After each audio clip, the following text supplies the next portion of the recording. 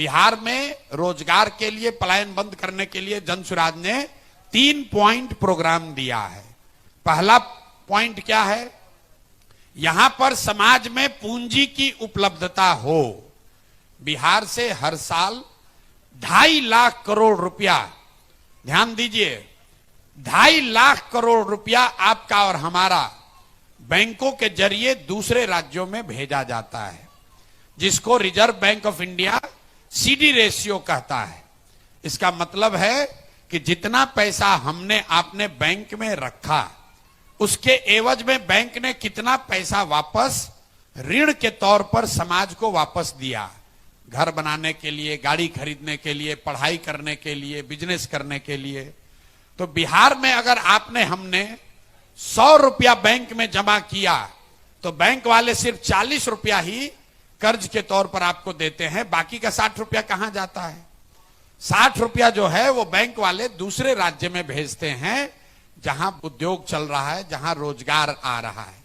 पिछले वित्तीय वर्ष में बिहार की गरीब जनता ने, आपने हमने बैंकों में जमा किया 4,21,000 करोड़ रुपया।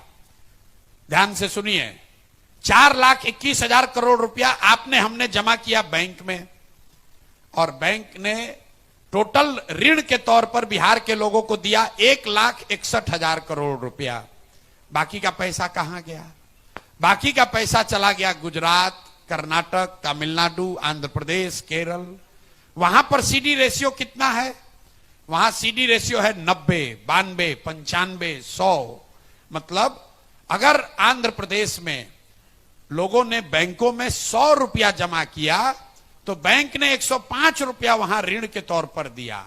बिहार में आपने 100 रुपया जमा किया, आपको 40 मिला। इसका नतीजा क्या होता है? 1990 में जब लालू जी मुख्यमंत्री बने, तब से लेकर पिछले वित्तीय वर्ष तक बिहार से करीब करीब 26.5 लाख करोड़ रुपया, 26.5 लाख करोड़ रुपया बैंकों ने यहां से ट्रांसफर किया है दूसरे राज्य में। न इसकी समाज में चर्चा है, न सरकार में चर्चा है, न ये पत्रकार लोग बोल रहे हैं। कोई नहीं पूछ रहा है कि 26.5 लाख करोड़ रुपया यहां से जो बाहर चला गया, उसकी वजह से यहां उस एक कारण है यहां की गरीबी का। आप उसको अपने जीवन में समझिए। अगर आपको मोटरसाइकिल और गाड़ी खरीदने के लिए लोन न मिले तो इसमें से आधे लोग अपना गाड़ी नहीं खरीद पाएंगे। अगर आपको लोन न मिले तो ये बिल्डिंग, होटल नहीं बना सकते हैं। बहुत बड़ा स्रोत है समाज में तरक्की का, और ये बैंकों की मनमर्जी नहीं है, उन पर लीगल बाइंडिंग है। 70% पैसा कम से कम उनको देना ही देना है, और इसके लिए मुख्यमंत्री की अध्यक्षता में बिहार में भी अन्य राज्यों की तरह एक कमिटी है, जिसका काम है ये देखना कि 70% पैसा समाज को वापस मिल रहा है कि नहीं। लेकिन जैसे बिहार में टीचर, दरोगा, सीओ, बीडीओ मुख्यमंत्री का बात नहीं मान रहा है, वैसे बैंकर भी नहीं मान रहे हैं, और समाज और सरकार में इसको लेकर कोई जागरूकता नहीं है। आप यहां के फिनेंस मिनिस्टर को बुलाइए और जितना बड़ा बड़ा सवाल आप पूछे, एक सवाल आप अपने से पूछिए कि सीडी रेशियो क्या होता है। बिहार से 25 लाख करोड़ रुपया पूंजी चला गया ना। आज तक आपने पेपर में पढ़ा, कह रहा है कि जनसुराज पेपर में नहीं छपता है, तो पेपर में तो ये भी नहीं छपता है कि 25 लाख करोड़ रुपया बैंक वाला यहां से दूसरे राज्य में भेज दिया। पेपर में यह भी नहीं छपता है कि यहां के फिनांस वित्त मंत्री को इसकी जानकारी है भी कि नहीं है। तो पहला काम जनसुराज ये कह रहा है कि पूंजी की उपलब्धता सुनिश्चित की जाएगी, और 6 महीने के अंदर यहां के सीडी रेशियो को 70 किया जाएगा, ताकि हर साल 2-2.5 लाख करोड़ रुपया समाज को अपने अपने स्वरोजगार के लिए, बिजनेस के लिए, व्यापार के लिए, पढ़ाई के लिए उपलब्ध होगा। दूसरी बात हम लोग ये कह रहे हैं कि मनरेगा को सीधे कृषि से जोड़ देंगे। ये क्यों कह रहे हैं? बिहार में 55 लाख हेक्टेयर जमीन है जहां खेती हो सकती है। उसमें से सिर्फ 2 लाख हेक्टेयर जमीन ऐसा है जहां नगदी फसल की खेती होती है। बाकी जगह, बाकी खेत में धान, गेहूं, ज्वार, बाजरा, मकई वही हो रहा है।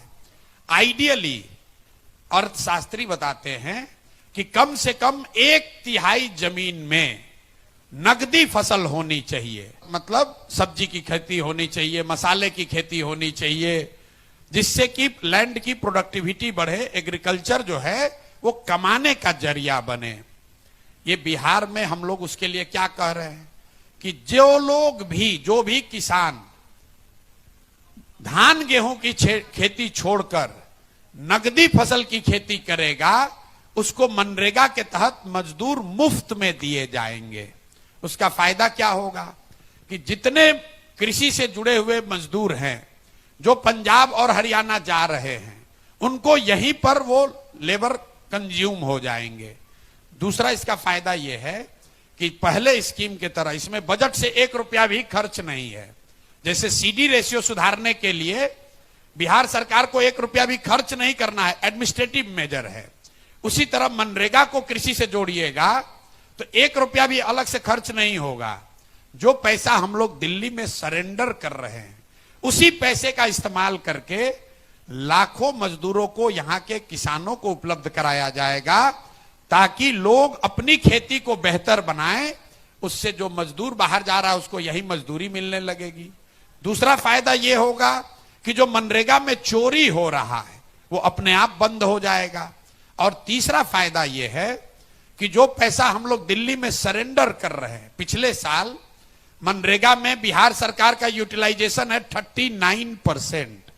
मतलब अगर 100 रुपया दिल्ली की सरकार बिहार को दे रही थी तो हम लोग 40 रुपया लेकर आए, 60 रुपया वहीं छोड़ दिए। तो जन स्वराज का दूसरा फॉर्मूला है कि मनरेगा को कृषि से जोड़े और अगले 5 वर्ष में कम से कम 15 लाख हेक्टेयर में बिहार में नगदी फसल की खेती हो। लहसुन हो, प्याज हो, आलू हो, टमाटर हो, फल हो, सब्जी हो, मखाना हो, धान गेहूं की खेती को कम किया जाए और खेती को खाने वाली खेती से कमाने वाली खेती बनाई जाए। बिहार में आप गांव देहात में सुनते होंगे, लोग कहता है कि रोपनी करने आए हैं, कमाने के लिए लुधियाना जाएंगे। कहता है भैया कटाई लगा है, गांव में कटाई के लिए आए हैं, कमाने के लिए गुजरात जाएंगे। खेती यहां समाज की नजर में भी खाने का जरिया है, कमाने का जरिया नहीं है। तो पहली चीज हमने आपको बताई कि घर घर में रोजी रोजगार हो, उसके लिए पूंजी को उपलब्ध कराया जाएगा। दूसरा, खेती को लाभदायक बनाने के लिए खेती को खाने वाली खेती से कमाने वाली खेती बनाई जाएगी। और तीसरा और एक बड़ी चीज जो हम लोग करने की घोषणा कर रहे हैं, बहुत बड़े पैमाने पर इंटरेस्ट सबवेंशन स्कीम लेकर आना चाहते हैं। इसका मतलब क्या है? बिहार में समाज की बनावट ऐसी है कि लोग यहां पर कर्ज लेकर काम नहीं करना चाहते हैं।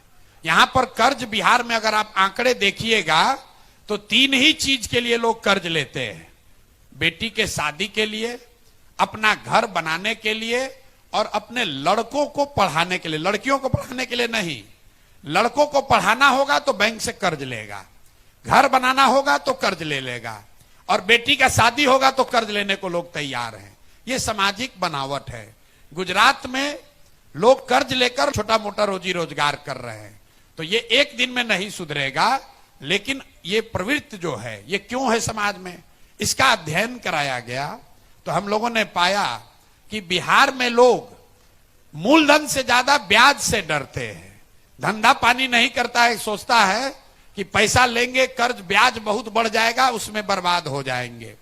तो उसको खत्म करने के लिए जन स्वराज ये कह रहा है कि अगर हम लोग की व्यवस्था बनी तो हर वो व्यक्ति जो रोजी रोजगार के लिए छोटा मोटा रोजी रोजगार व्यापार करना चाहता है, उसको 10% ब्याज नहीं लगेगा, उसको 4% ब्याज पर ही लोन मिलेगा। इसका फायदा क्या होगा? इसका फायदा यह होगा कि बिहार सरकार की बजट से, बिहार सरकार का बजट है 3,16,000 करोड़।